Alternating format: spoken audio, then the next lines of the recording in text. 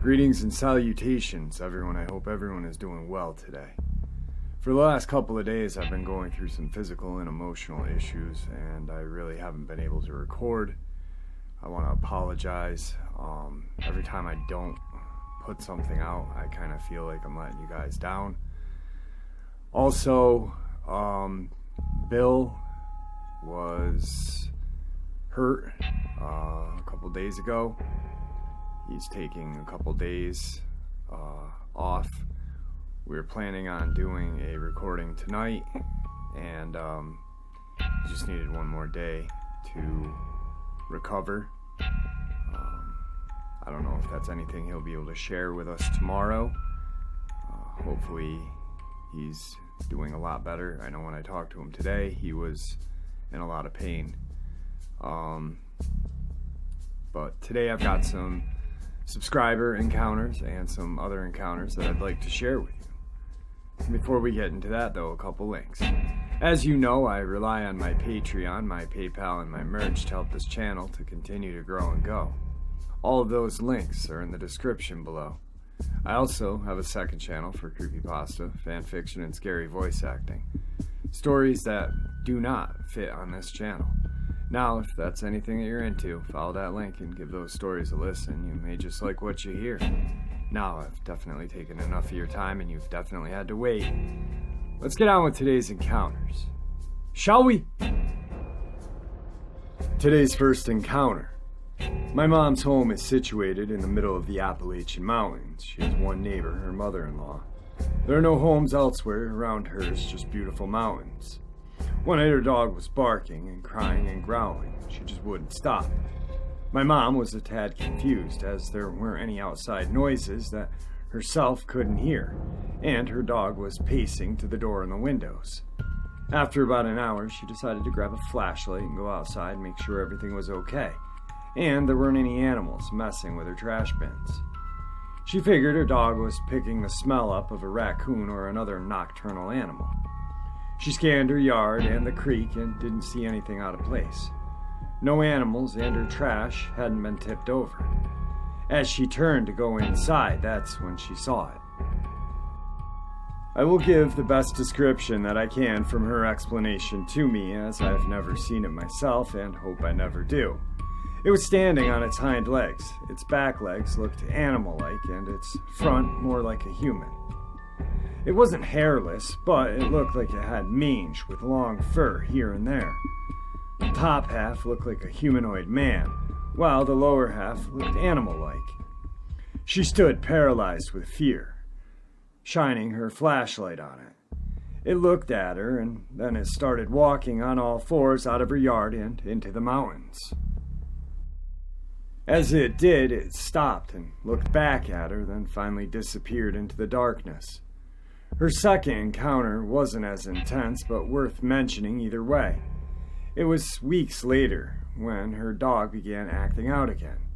She tries her best now not to go outside once the sun goes down. She turned her lights off inside and looked out the kitchen window. With the light from her yard, she was able to see it was in her backyard again, although it was further away from her and not as detailed. She said it had the same shape and look, and she knew instantly it was the same thing she saw weeks earlier, and it ran chills down her spine. She said she closed her eyes and let go of her blinds so they closed for what felt like several minutes, and when she opened her eyes and pulled the blinds to take a look out again, it was gone. She said it took everything to open those blinds back up and look out. For weeks following, she would shoot her gun off right at the edge of dark. Now, anytime her dog acts out, she will scan her yard and step onto the porch with the back door still open just in case and shoot her gun off a couple of times. She hasn't encountered it again. This took place in eastern Kentucky and happened in the summer of 2019. Today's second encounter is a subscriber submission. Every year, my family would go camping for a week in the deep parts of Hutch Mountain, south of Flagstaff and Wyona. To get there, you take 260 to 87 and north on Happy Jack. Take it south of Mormon Lake. It's deep forest, and where we would go camping would be way off the normal campground in the middle of nowhere. We would get up around 3 or 4 in the morning to pack the truck. My dad had a large lifted truck that looked like a Ford F-250. My dad's truck looked like Bigfoot monster truck, but with a shell on the back. Every year we would show up to Hutch Mountain in the dark. This was one of the funniest parts because every time we would drive up at night, we would see all kinds of animals with the spotlights. My dad had a high-powered spotlight, like the one seen on E.T. But this night, I was in for something I had never seen before. We would turn the light off and use only low light, and hand spotlight I would hang out of the window. I was about 8 to 10 years old. I had been spotting animal with the spotlight all night. We had seen some deer and elk and some skunks on the dirt road trail. Lots of animals like normal. We had to take the trail slow because of the animal. Elk would just walk in front of the truck all of the time. To the right of me, I had seen 2 red glowing eyes. Not normal for some reason. I had this uncontrollable fear that something wasn't right. The forest was dead quiet. I turned the spotlight on and 2 red glowing eyes. And what I say was a large wolf-like animal standing on 2 legs. It had a face like a wolf and a dark black animal fur. If you'd ever seen that Nothing from Never-Ending Story, that's what it looked like. It moved like a person. The light was on it for about 2 seconds. It took some steps backwards, and it was gone into the heavy brush. I tried to get my dad to see it, but it happened too fast, only for me and my brother. My dad said it probably was a black bear. No, it was not. We had seen black bear before. My dad's truck was lifted about 3 feet off the ground. This thing had to be at least 6 feet tall. Also, there was no sound of any animal where we saw this thing. I felt cold after seeing it. One other thing that was strange on that camping trip was the amount of coyote around our camp. That trip were active all night howling and would circle our camp at night. And they would get unusually close to our campfire. The animal seems to have no fear of us. This was strange to me. If we had to go to the bathroom, we did it in a group because of the coyote around the camp. This was for like 3 or 4 days before anything went normal. I will never forget what I saw that night. This is the first time I have ever told anybody about this. I am 39 years old and studied wildlife for most of my life. To this day, I have no idea what it was. I know it was watching us. I could feel it. Can this animal control other animals like coyotes? Today's third encounter is another subscriber submission. I believe I had run across a dogman or a werewolf in the summer of 2016-2017. This happened in the center of Marinette County, Wisconsin. I was visiting my parents at their summer cabin in the area I have spent my entire life visiting. I'm 53 years old and very familiar with the area. I want to retire there if life grants that to me. My experience is as follows. It was a beautiful evening. My parents and I had just finished supper. We like to put a DVD in at evening to close the day.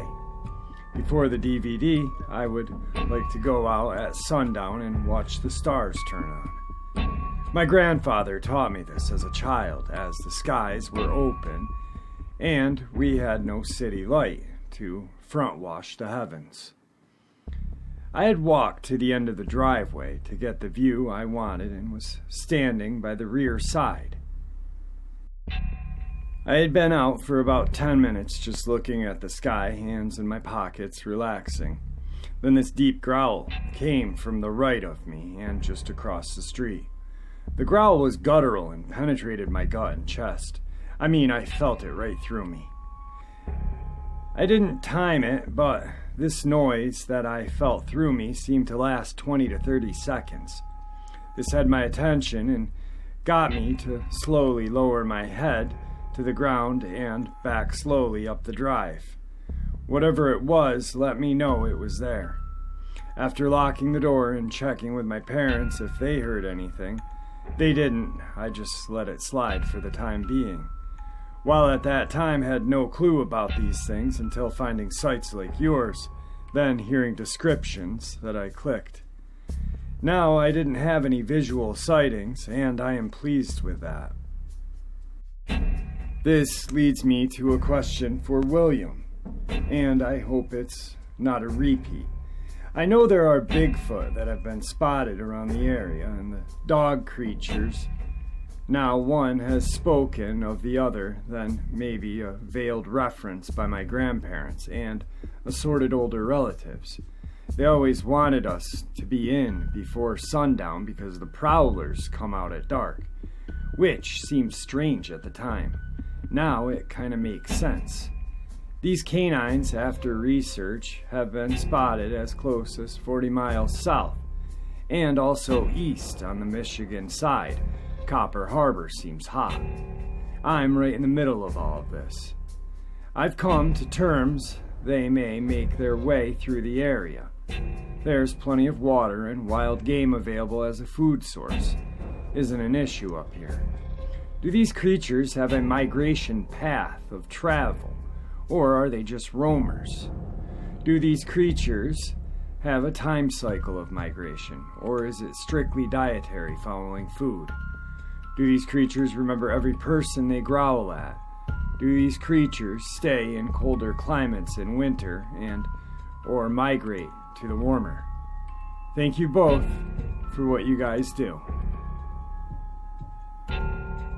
Well, Robert, I'm going to answer a couple of things that William has answered, and I'm sure he's going to listen to this tonight. He'll probably write down some answers to correct me if I'm wrong.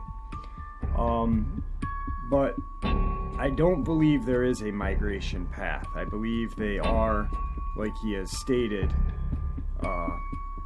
they just are roamers, like you put. They go where the food is readily available. They do try to avoid human contact. But no. They don't travel or migrate like other animals do, nor do they hibernate. These are things that William has addressed. I think pretty much the pattern of moving is centered around food. Hopefully William is listening to this and he can answer that when we do our upload tomorrow night. Today's fourth encounter. This happened about 6 years back. Back then, I lived in a small village just outside of Sherburn, Dorset, in the United Kingdom. I can't remember exactly when, but I think it was about December, January time. It was freezing cold outside, and I had just left a parents' evening at school.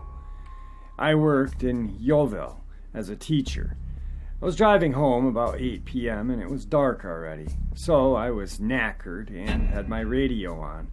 I had about a 20-minute drive home. The car was heating up, so I was starting to feel comfy and sleepy as I drove through Sherburn and into Dorset countryside towards my house.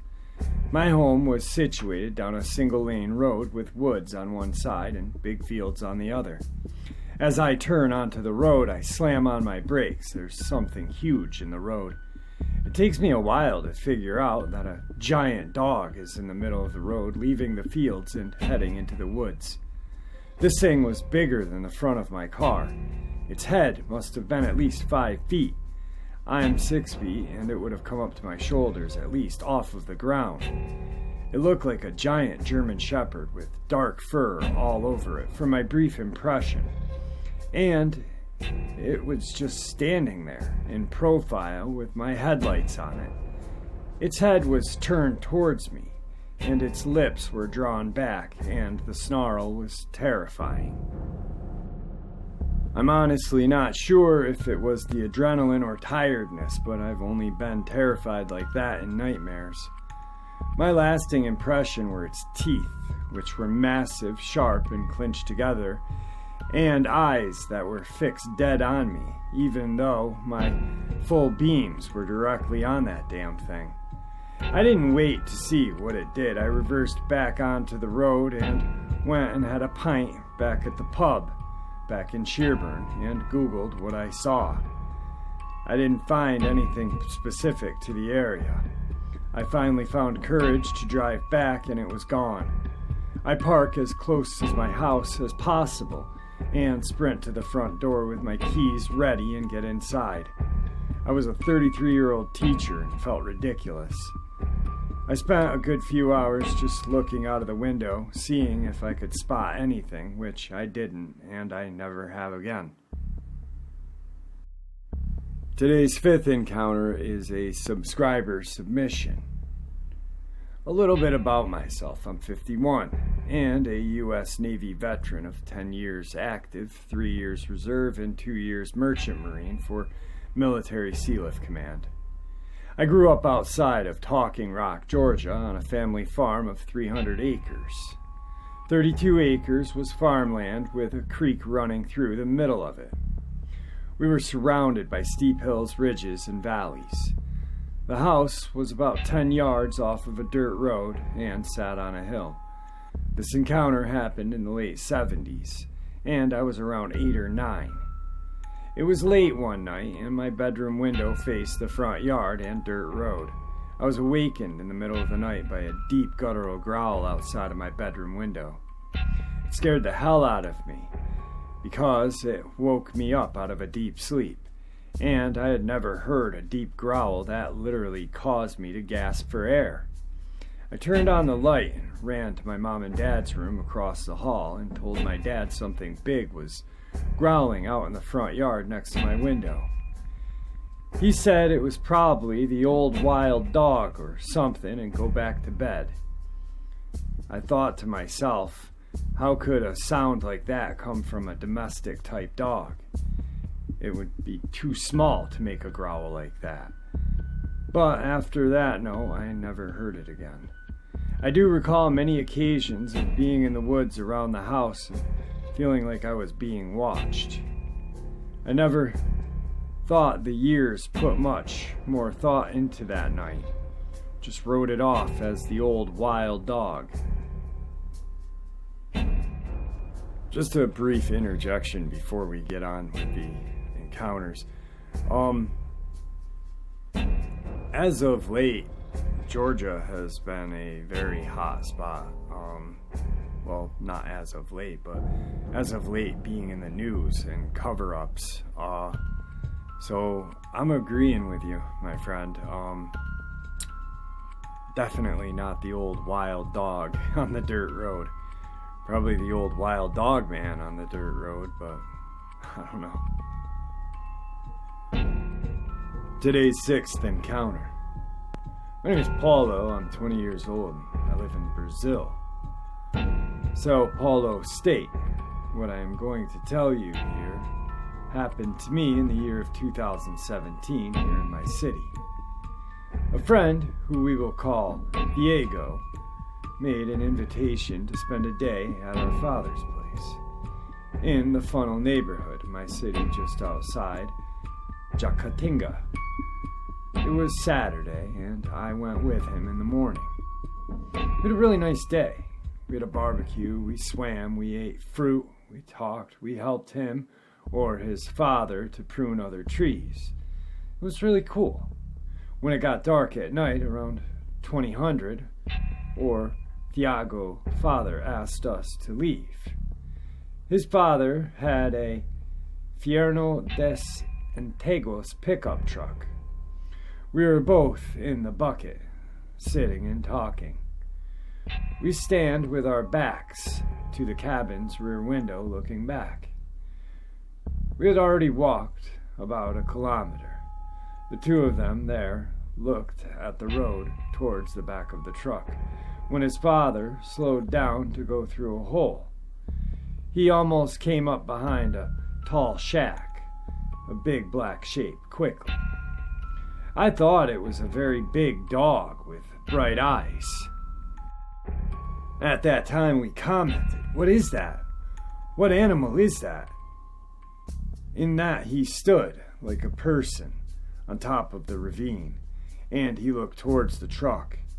He was about 40 or 50 meters from the truck, which was moving away. We look at each other, looking scared and doubtful, and we look back at the animal. Then the animal stayed on 4 legs again, and ran down the ravine toward the road. When he reached the side of the road, in the rush of a race downhill, he jumped the other way, crossing an entire road, falling across the road over the other ravine. In this, Diego tells me this is a werewolf.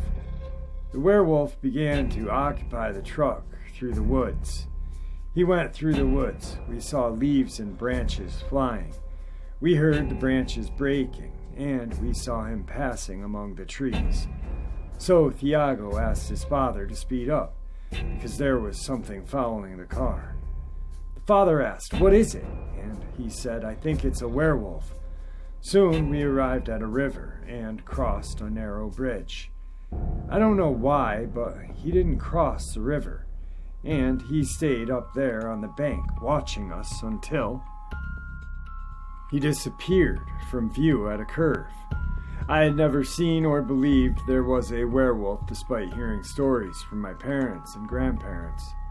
Now I avoid going to the countryside at night.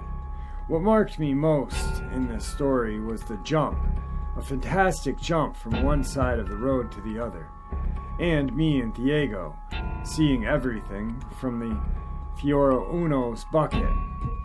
If it weren't for the river, that werewolf might have jumped on the Fierno to catch us. Today's 7th and final encounter. This is my recollection shared to me by my paternal aunt. This happened when she was a little girl. In the past, it wasn't uncommon for some Navajo families to have large nuclear families, 8 to 10 siblings on average. Being the youngest, she recalls that it was her and her older siblings' duty to herd the sheep to their summer camp in the mountains. The kids were sent on foot with the flock with the sheep dogs. Many households had single-cab trucks if they were lucky, so it would be unfair for the parents to take some of the kids and not the others. So only the parents rode in the vehicle and would await the kids at camp, hauling water and packing summer clothes and essentials such as imperishable food items. The majority of the res didn't have running water or electricity, no paved roads at all. She said that it took a little under 2 days to walk on foot all of the way to their sheep camp if they took a shortcut through the canyon. On the first day, the sun began to hang low in the sky and they decided to make camp. She explained that back then, there were many hogans scattered across the res that didn't have permanent inhabitants. They were built in the same intentions as the reasoning behind the hunters' cabins, to temporarily provide shelter for hunters, or in this case, shepherds. She said that these hogans often had corrals for the weary shepherds to home their sheep and livestock for the night and to continue on their way the next day. Ranchers and locals would upkeep these safe houses sporadically. She remembers clearly being instructed by her mother which hogans were meant for the purpose and the ones that people die in them and were off limits, making them uninhabitable according to the Navajo tradition. In place of a door, there was a tattered, moth-eaten blanket hanging from the doorframe. On the inside of the east-facing entrance was a plyboard. It was meant to be leaned up against the doorway to prevent wild animals, etc., from entering when occupied. Her older brothers gathered wood and started a fire. The smoke went up the stovepipe in the center of the hogan. She remembers everyone being fatigued and tired after the long day's march. The dirt floor provided a familiar and comforting smell. They laid their sleeping bags out. The plywood board was put against the doorway. The brothers found long logs to leverage against the board. Staring at the smoke escaping through the smoke hole, she could see the stars in the dark nighttime sky. The smoke hole was unusually eroded away, making it seem wider than typical smoke holes. The dirt piled on the ceiling of the hogan was probably eroded by the wind and rain, not being maintained regularly, packed down with fresh mud. The fire just embers now. As she was drifting off to sleep, she said the sheepdogs that had accompanied them started going crazy outside, howling and barking. She hears the thudding of a horse running around the hogan. She's startled by a loud thud against the board at the entrance. The brothers braced the doorway correctly, and it didn't give out. Then she hears a thud on the top of the hogan roof. Dust and debris begin falling from the old-fashioned hogan roofing under the weight of whatever was walking on top of it. Her older brother, who was closest to her, whispers in Navajo to close her eyes. She said curiosity got the best of her, and she kept them open. Rocks the size of gravel started falling down from the stovepipe. The skinwalker was deliberately throwing heavy rocks down the stovepipe, making loud metal scraping noises as they fell into the hogan's fireplace. In the dark, her eyes dart from the low glowing embers of fire upward toward the deepest blackness of that stovepipe and out the smoke hole. No glowing eyes, just a silhouette of a head and the torso of the skinwalker peeking in. She described it as having ears on the top of its head like a coyote or a dog, but the ears weren't of a canine variety. The ears were elongated and pointy. In the darkness, she said they looked like a donkey's ears, but were positioned on the coyote-like head.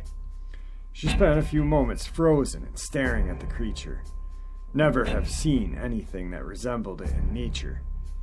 It was unaggressive and only watched them for a while, eventually dismounting from the roof and the familiar thuds of horse hooves off into the distance.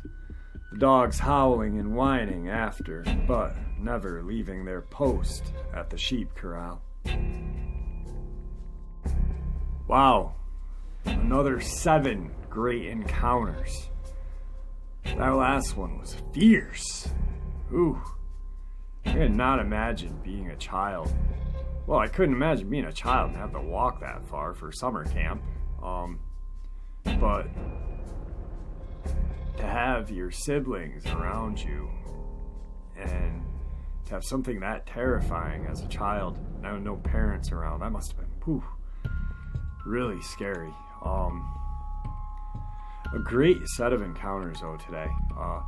Some of the best encounters, I feel, or terrifying encounters, are the ones that you don't actually see the creature, and I've said this many times, but you hear the creature, you feel the creature is making noise, giving you signs that it's there, it wants to get you, it's not friendly. Those are the best kind in my eyes. I don't know, just a couple of great set of encounters. I will once again want to apologize to everybody. It's been a really shitty last couple of days for me.